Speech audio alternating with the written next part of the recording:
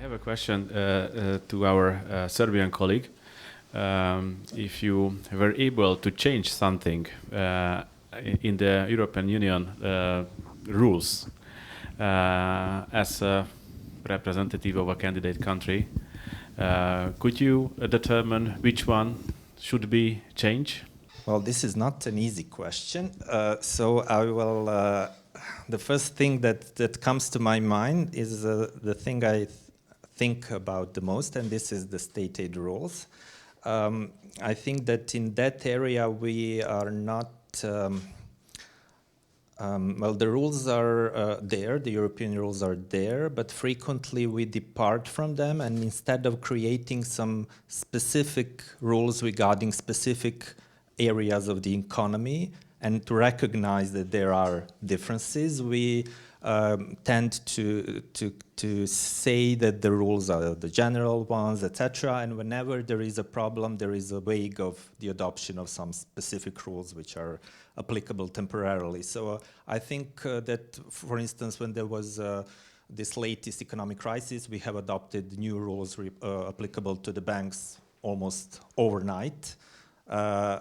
Instead of that, I think it would be wiser to think in advance and to try to diversify the state aid rules according to the sector, because not all sectors can be treated always in the same manner, and also the point of view should differ from time to time. So perhaps to revise those rules more frequently. And looking from the experience of a candidate country, we also have a problem in not once we decide to harmonize our rules, we sometimes we harmonize only the laws and not the bylaws. So what we have as a problem is that the rules are copied from the European Union, but there are no bylaws explaining actually how to enforce those rules. So sometimes there is a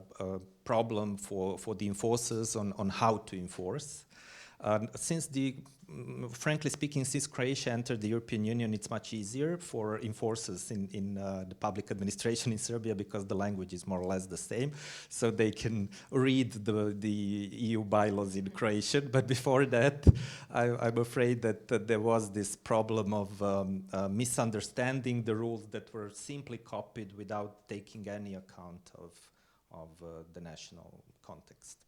I wanted to ask Dr. Agnieszka Miko-Sitek, because there is one specific article in Polish constitution telling that everybody should pay taxes just to fill public budgets and pay public goods and services.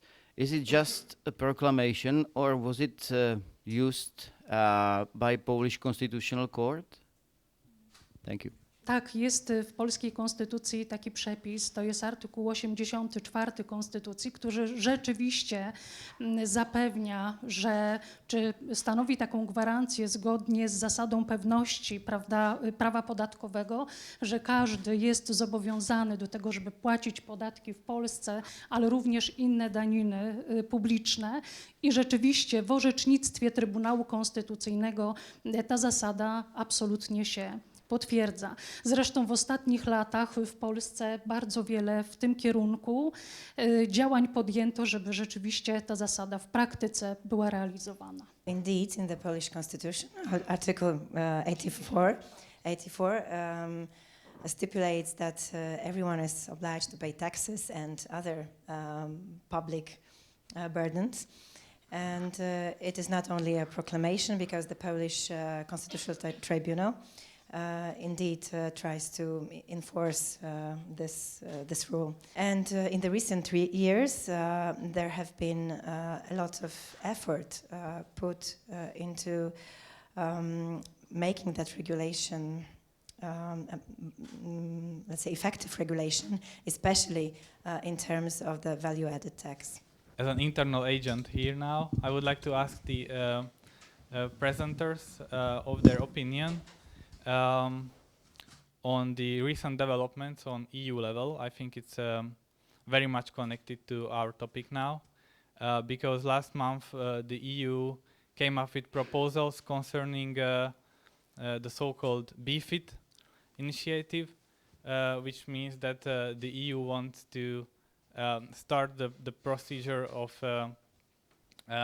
adopting a common tax base for corporations, and also common transfer pricing rules. And I would be curious about your view whether it is beneficial or not. The question is really not just interesting, important, and I think we can be here for a long time to discuss. So the issue of the harmonization of the corporate taxes is something that is, at least for 30 years or even more, very intensive, and the results are still quite, let me say, low. So I think that the common corporate consolidated or harmonized tax base is something that that in academia community is, I think, waiting for. Maybe Michal is not the same opinion. So if I think about some practitioner or something, I think it will be also, it will brings good for the entrepreneurs.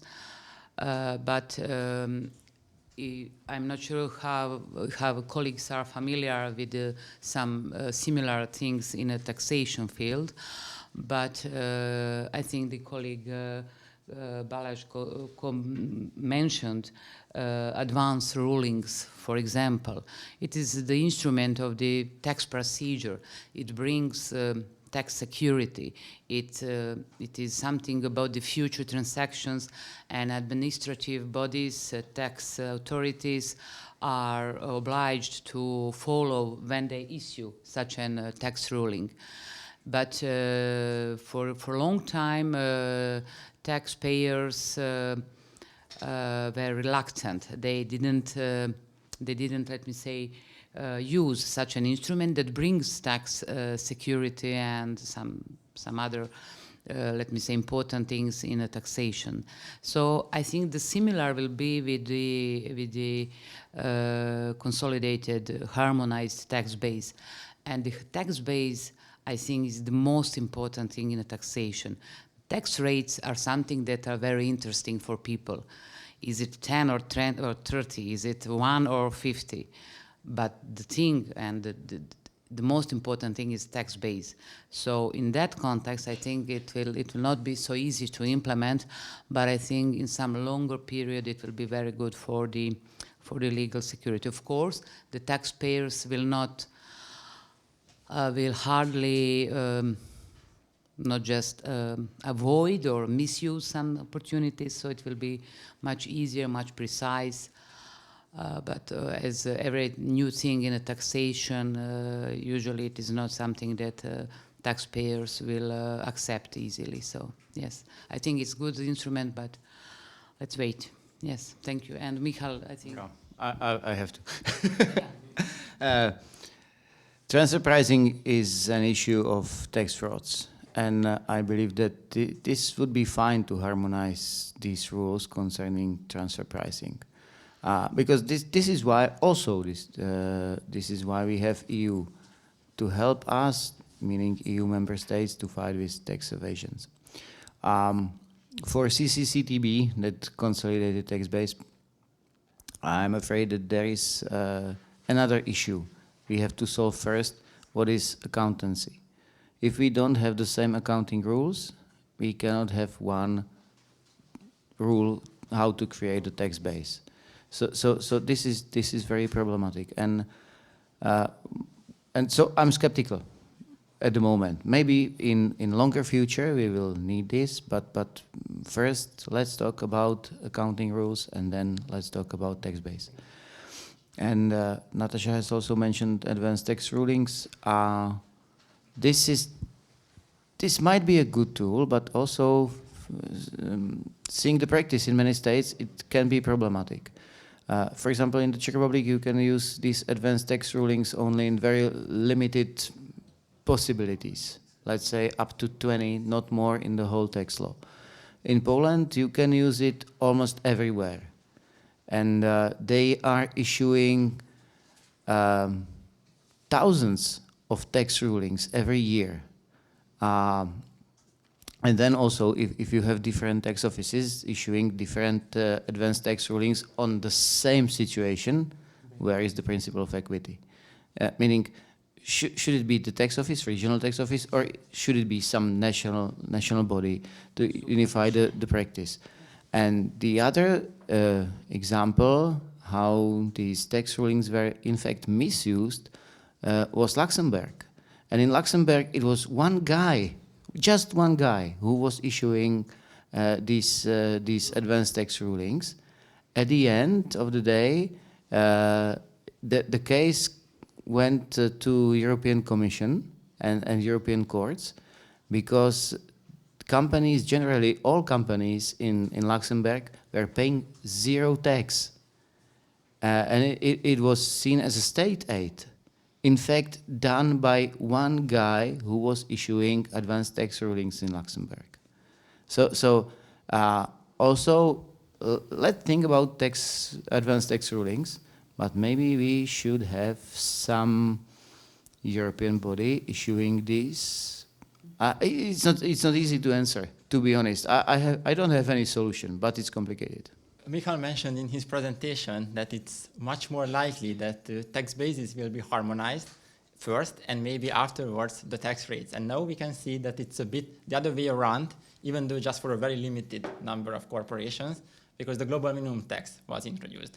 And it was introduced in a very complicated, but also in a smart way, because it also gives some attention that the calculation of the tax base is totally different. And the starting point is not the calculation of the tax base, but the calculation of the effective tax rate in the light of some recognized accounting principles. So it does not require anymore the harmonization of the tax base for those very limited high revenue companies, because the effective tax rate will be calculated in a harmonized manner, irrespective of how the tax base is calculated in the given member state.